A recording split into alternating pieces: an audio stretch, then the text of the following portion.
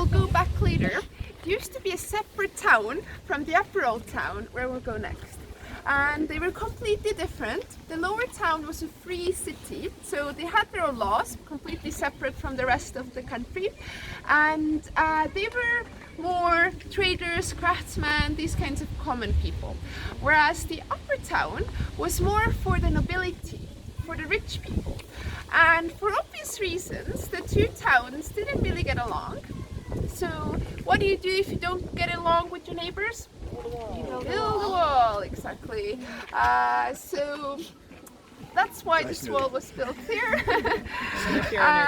And the wall was actually supposed to be built a bit that way because we're still standing on upper town's territory. But the lower town, remember, they were the traders and the craftsmen, so they still wanted to trade with the upper town. And the two towns actually got into a fight about it, couldn't decide what to do, and it got so bad that the Danish king had to settle the argument. And he settles it in this way, that the wall is built here, where you see it nowadays, and the lower town could have a marketplace in this area. So in honor of the Danish king, who kind of settles the argument, this area is named the Danish King's Gardens.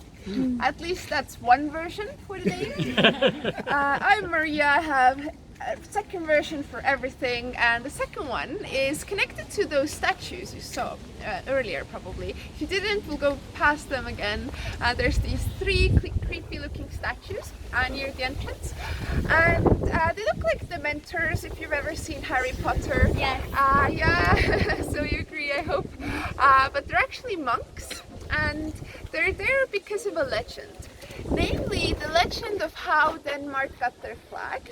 Do you know the Danish flag? Some of you do, some of you don't. So, yes, there's one right there. So, red and has a white cross on it. That's how it looks like. And the official story of how they got their flag actually comes from Tallinn and from this place.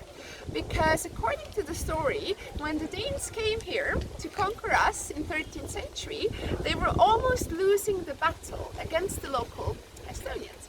But in the final moment, the Danish king, accompanied by 3 monks, fell to his knees and prayed to God. Like, dear God, please give us a sign to keep on fighting. And the god listened. A bit later, from the sky, fell this piece of clothing. That's like the Danish flag nowadays. Red and has a white cross on it. To be fair, probably it was someone's bloody rag where they lied on. But for the Danes, it was a sign. So they go ahead to win the battle, and later on they take it as the national flag. So it's actually still the oldest continuously used national flag in the world. And the 3 monks praying with the king, these are the 3 monks over there, because allegedly the story happened here and that's where the flag fell. And also, hence, it might be called the Danish King's Gardens because the story happened here. And it happened in 1219. And today what we have is 2019. So actually a couple of weeks ago the Danish flag celebrated its 800th birthday, and the Danish queen came over and visited for us for that. So it was quite a big deal. She came over, met our president. Our president did something like, oh yeah, so when you meet a queen or a king, then they have to give their hand to you first, but our president put it first, so she did it wrong and it was a big deal. Well, it probably wasn't, but the queen, yes. The queen was confused, let's say. But, any questions?